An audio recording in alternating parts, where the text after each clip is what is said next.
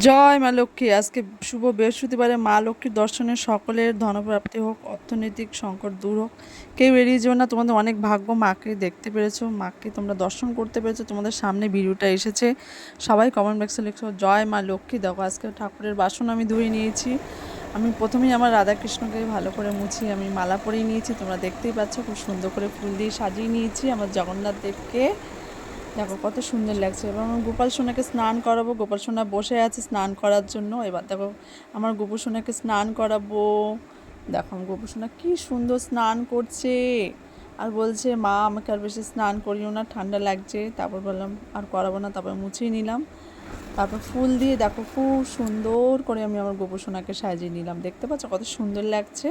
তারপর দেখো মাকে ঘট বসালাম, মাকে পুজো করলাম। আজকে বৃহস্পতিবারে মাকে তোমরা দর্শন করতে পেরেছো। তোমাদের অর্থনৈতিক দিক থেকে, ধনসম্পদের দিক থেকে সকল সংকট দূর হোক। দেখো মাকে আমি আরতি করছি, তোমাদের অনেক ভাগ্য, তোমরা মায়ের আরতি দেখতে পেয়েছো।